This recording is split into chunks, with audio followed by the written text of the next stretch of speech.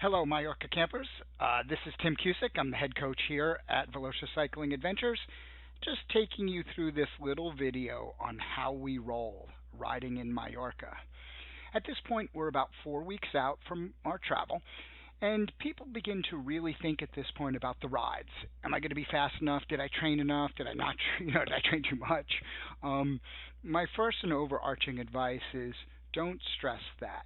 I mean, this is a beautiful island. It is an amazing place to ride. You're going to see some just incredible sights and routes and climbs and descents. Don't overstress it. And we have a system for making it enjoyable for you, which I'm about to go through. Three areas I'm going to cover are rider sign up, preparing to ride, and on the ride. Let's start with rider sign up.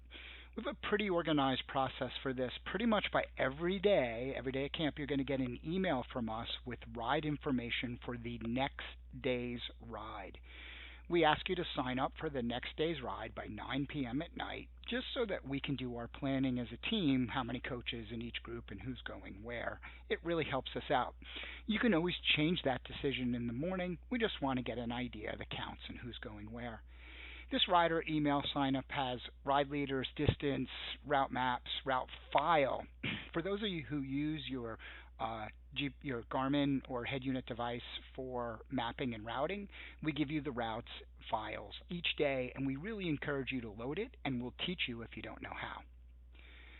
What the rider sign up looks like, it's a link to an online. We actually just use a very simple Google sheet, and you will see in here the route names, the link to the routes to actually view them on Ride with GPS, general approximate climbing, target speed, and the ride leader. So you pretty much get a fair amount of information here, and you can always click through directly to the route, where you'll see the route image, the profile map. Information is all in here on Ride with GPS. You don't need to have a membership or anything like that. It'll just show you the map and the route. You could actually download the route right from here. This says export, but the reality is we'll actually put the route files in the email. So you just need to copy them and paste them into your Garmin or other device. When we think about, and it probably is the biggest thing that occurs, is choosing the right ride. I'm going to send this as an image in the email that you'll get, but the reality is here's where we have some of the greatest success, excuse me, but some of the biggest challenges. You, as the rider, need to choose a ride that you can handle. What often happens at camp is we put a lot of new riders together, and we do a ride that's maybe, or people select a ride that is maybe one step above what they're really ready for, and then that person ends up negatively impacting all the other people in that ride group. So my first advice before I go quickly through this chart is, during the first day or two of camp, always guess one level down. If you're not sure if you're A or B or training B or endurance, just do the lighter ride, the slightly easier ride. You're there for plenty of days. I absolutely guarantee you'll get plenty of miles and plenty of work. But to go that first day and go super hard and just trying to hang on for a group, that can really turn you inside out and actually create a level of fatigue that'll take you days to recover from. So always underguess a little bit day one, and then wow, I could have went stronger, great. Then go up to the next group up and ride that way. You don't have to ride in the same group every day. You might want to go, one group one day and a different group. I mean, it's great to go out with the training A group who are going to pound it up the hills and stuff like that. But also it's great to go out in the tour group and have some fun and see these cool little towns and have some cafe. There's different experiences. I would highly encourage you to experience everything while there on the island. To be honest with you, don't let your ego make the decision. Let your heart make the decision in what seems fun and enjoyable. One of the things, though, in this chart that's important, and everybody can read it, like I said, I will share it, focus on this format. We do run a drop ride format. Now, when I say that, everybody who says, well, wow, we're coming to a camp, would I get dropped? Yeah, sort of. So let me explain so you understand.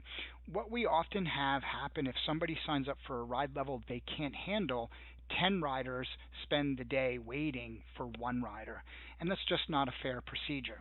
On day one, all rides are no drop. So we give everybody that day one to feel it out and make sure, and coaches will bring you back and put you in the ride.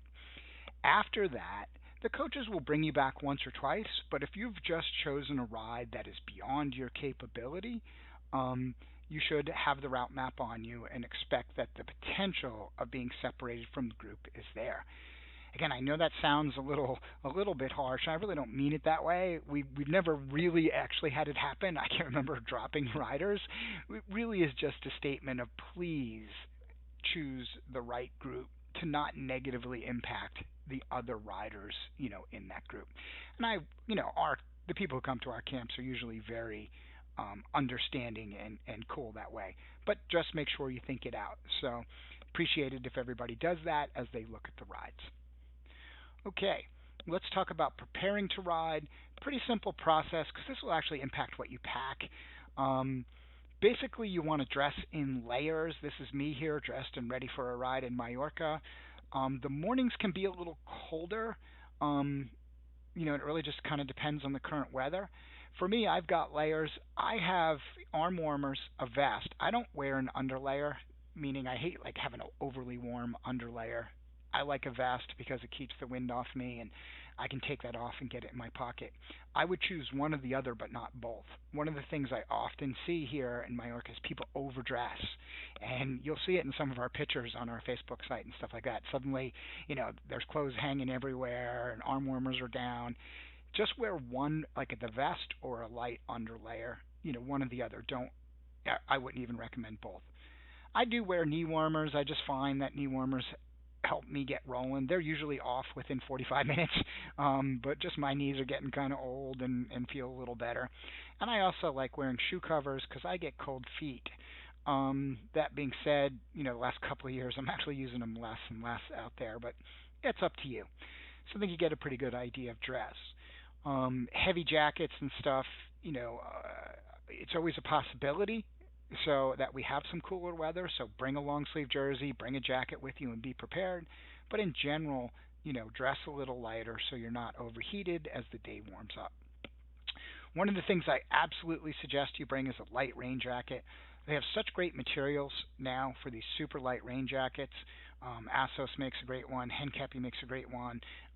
Perlizumi makes a great one. Gore makes a great one. They're out there, right?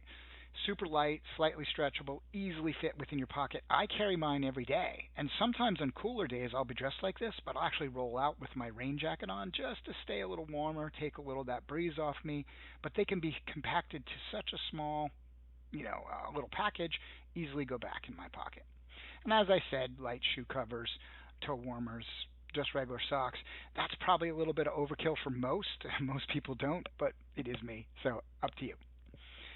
Once you get dressed in the morning, you head down to the bike area, and the next video of 2 weeks out will kind of show you the hotel and locations and stuff like that. But you head down to the bike storage area, which is right on the hotel grounds under building number 4. And what you'll find down there, and this is actually the storage area, this is actually Coach Scott Moniger here, strong and ready to help you. So every morning when you come down, you basically have these bikes on a lock. There's a little cable and a key, and you get the key at the front desk. You come down with a bag with your shoes and the things you need. You unlock your bike, take it down, take all the stuff that you need out of your bag, put other stuff in it, like the shoes you walk down with, lock your bag to the station, and roll away with your bike. There's a bike prep area. It's actually right here in front of where Scott's standing. As you can see, there's tools, there's pumps, there's everything in all these areas. A coach will be there to assist you, get pumped up, ready to roll, whatever you need, but we're there to help. And he or she is usually there about 20 minutes before the official ride stop. Super easy process. So pull your bike down, lock up your stuff, come to this area right in front of Scott, check your tires, pump everything, get your slight mechanical work done there. While in that area, make sure you safety check your bike before you roll out. Just look at tire pressure and condition, make sure you have no cuts or anything like that. Just check your brakes and gears by shifting a little and grabbing brakes and just making sure everything works. Try to wiggle your stem, post, and saddle. If something's coming loose or something like that, a quick wiggle of it will get it at that time before you get out on the road. And if you have any issues, just report them to us so we can fix them quickly and get you out the door with the group. Also in that area, make sure you're carrying the proper things. What should you bring? If you're renting bikes, you already have a bag with all of these items on it. You should always double check, but you will have a bag with all these items. You want two tubes, tire levers, a CO2 or a small hand pump, and maybe even a multi-tool. And always bring your cell phone, with you. That's a great way, and we'll talk about that in our safety presentation, but you always bring your cell phone with you. You also want two bottles of water. Every once in a while we have somebody roll out with one. That's not enough. Have two bottles of water ready to roll and some selected ride food. And we do stop for a quick cafe or lunch or depending what group you are, a full lunch. Bring a couple of euros with you every day so that you can stop and enjoy some lunch. If you find that you don't have everything you need, there is a full service bike shop. This is literally right where Scott was standing in front of him. This is a bike shop that's right down in that bike area. You can go in, tires, tubes, whatever you need, clothing, hats, sunglasses, it's all there. Food, drink mix, everything. And this is also where any repairs on your rentals will get fixed. They don't like us to work on, I mean, they trust us. We've known them for years, so they will let us do it, but they like to fix their own stuff. So if you have a rental, here's where you get it repaired. If you're bringing your bike and need mechanical support, our team is there to help you. Now that you have your bike ready to go, you've safety checked, you've got everything in your pockets you need as far as tubes or in your bike bag you need, you've all geared up. Next step is to get food and water. Right outside the bike shop is a water station. There's actually two of these stations where there's just plenty of bottled water. Fill up your water bottles here so you don't have to bring water from your room or buy water and pour in your room. Just come on downstairs with your empty water bottles, bring them here. We do not supply, you don't see a lot of drink mix here. They do sell it in the shop if you really want it. We pretty much just stick to water, but if you want some, you're totally welcome to bring your own or buy it in the shop. That's up to you. Once you get your water, right to the right-hand side of this, it's funny, after all these years, I've never gotten a picture of the food station, is a food station. Now, they do food. It's kind of classic Euro riding. It's a little more natural. So they have little sandwiches, fruits, dates, bananas, things like that. It's a pretty big table. You can take as much as you want. But if you want like specialized bars or gels or whatever it is that you like or use, again, I would recommend you bring them.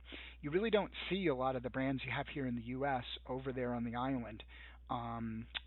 So if there's something that you really like or whatever, bring enough for rides, but know you'll be able to supplement with all the food that they have at the food station. Once you now have your bike ready to go, your drinks ready to go, your food ready to go, you basically can roll out the door. Here's Coach Paul Smolders. This is the ramp. That door is right here to the right of the water station. You roll out, you walk up to the ramp. If you look at this picture in the background, that ramp comes out right here. You make a right at the top of that little climb and then go all the way down here to the end of the alleyway. And that's where the Velocious meeting area is. Super easy to find. You guys, this picture is our whole hotel. So you're just outside the hotel. You come out up the little ramp all the way down to the right and meet us down there. Just know that we have a 5-minute rule in effect. If you're more than 5 minutes late, the group will roll on. It's just a common courtesy and not holding everybody up. We will do it, so please make sure that you're on time. When we depart, make sure you find your group. It happens every day, once or twice, where somebody gets in the wrong group and kind of can spoil your day. Make sure you know who your ride leader is and you're grouping with your ride leader. A lot of times you get to the end there and everybody's chatting and talking and your group rolls out and you miss them. So just make sure you're attentive to your group. And just know for the first couple of miles every day, no matter what group you're in, and as we get off this little hotel area, we're going to take a casual warm-up pace. We don't leave the departure area at Mach 5 and tongues hanging out. A little bit of overview on the ride. Our main goal of all rides is a fun and safe experience, so we do some things for safety's sake. When it comes to safety, on day one, we will do a short skills assessment. We go right over to a large parking lot. You'll be asked to go through a series of 3 skills observed by a coach. If you don't have the skills to ride with a group, we will put a coach with you, and that coach will spend the day riding with you and focusing on those drills. Or focused on improving your skills. If you do pass the skills assessment, which most people do who sign up and travel across the Atlantic to a camp, obviously we set you out with the group. But our coaches also use that as a personal assessment, and it gives us some ideas of some of the things we can help you work on while you're there in camp.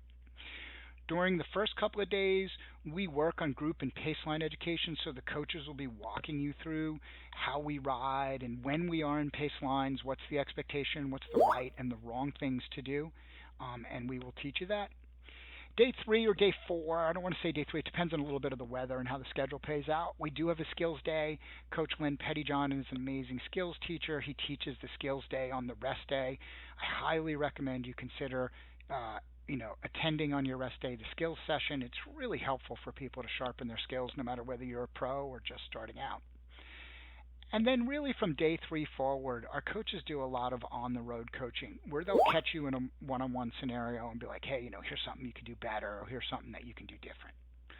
Um, when we're just rolling along, we tend to either be in a mixed single or double pace line. This is a single and this is a double, right? So, what is mixed? A mixed pace line really is we don't always have to be in a pace line.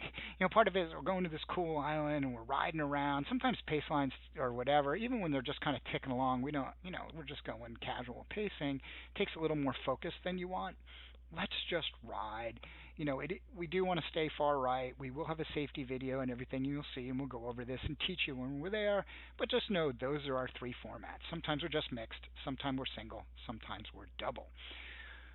A lot of the flats, when you're rolling on the flats on the island, you have smaller roads with walls. It's pretty cool. It's an awesome experience. You guys will love it. And the visuals and how pretty it all is great. But you just got to be a little attentive. The roads are a little narrower and cars can come. So if you're kind of just all over the road and not in some way of either kind of a line or a mixed line, it can not work out great. So we'll teach you all that. But that's pretty much how we roll on the flats. When it comes to climbing, we want you to climb at your pace. So pretty much the funniest thing, Scott Monager and I are going to start a business called Cafe on Top of Every Climb here in America, because on Mallorca, and you won't believe me till you see it, there literally is a cafe on top of every climb. Like, you'll be out in the middle of nowhere doing this 40-minute climb, and when you get to the top, yep, there's a cafe some way or another, right? So we always gather at the cafe at the top. So climb at your pace, but again, that's important you choose the right group so people aren't waiting overly long. But climb on your pace and enjoy it. Do avoid the riding side by side. One of the changes, we've been going to the island for 15 plus years, is just to better control, because there's so many cyclists, right? When I use words like traffic, you think car. It's all the cyclists, right? You want to stay to the far right at all times and avoid side-by-side riding, because often cars and cyclists are passing you from behind also. So just be polite and considerate of all the other traffic around you. When you're climbing, watch descending traffic. You have a lot of bikes coming down, and sometimes in these climbs, people get in a little over their head while descending and end up in a lane in your lane on the turn. So just be attentive when you're climbing. Gather with the group. Here's a real tip, and I see people make this mistake the first couple of days. You set out at the bottom of a climb, and every climb has a sign. It'll tell you it's 5 kilometers, it's 7 kilometers long, and we'll actually tell you how long it will take you to climb it. But the reality is, the first 2 or 3 minutes, you just drill it, like, all ready to climb, and you go really hard. Then you kind of blow and end up slow climbing the rest of the way. Think about it like unrolling a carpet, right? You're slower rolling at first, and that just gets faster and faster as you climb. Always a smart way to climb. Descending, the main thing with descending is safety. You want to descend at a pace you can safely handle. We have some pretty good professional coaches. I think we probably have more than 80 years of pro race experience on our staff. They're all very good descenders, and none of them are allowed to descend at full pace, I will tell you right now. Because what happens is when you see somebody going fast, you get romanced into, I can go faster. That ego starts working, right, and it gets you in over your head. Try not to do that. Yes, challenge some as you get more and more comfortable, but don't get in over your head. The descending here is beautiful, it's fast, but you do have a lot of switchbacks, a lot of reducing radius turns, and this and that. We'll give you good insight into those as they come, but just be prepared for it. Try to, again, stay single file, when you're riding, because you have other people climbing, right? You also want to make sure you're staying in your lane and controlling and blah, blah, blah. We will gather at the bottom. So since you know we're going to gather, one of the things that's really important is don't descend side by side, meaning The roads are more narrow. As you can see here in this picture, you often have a wall or a drop to one side. Just go single file. If you decide the rider in front of you isn't going fast enough, pass them with a little bit of authority. Go over the top of them, right? It's when you just kind of roll up and you're sort of riding next to somebody and you're taking away their line. That's where we can have trouble, at times with riders. So either determined to ride in a nice single line like these three riders are doing, or if you're like, wow, I can pass them, wait for a safe point, and pass them with a little bit of speed and authority so that you're not doubled up through the turns. Finally, let's talk a little bit about rider safety. About 5 to 7 days before you leave for camp, we will send a safety video to you explaining all of the safety standards. You will need to push a button and basically say that you've watched this. It is required for coming here. As I said, we do have a rider assessment on day one, and probably the key is just listen to the coaches on the road. They're obviously there to keep you safe and going. So one of the best things you can do is just listen to them. Well, that's it for today. Sorry, a little bit longer. Can't wait to get the opportunity to ride with you guys. We'll see you soon.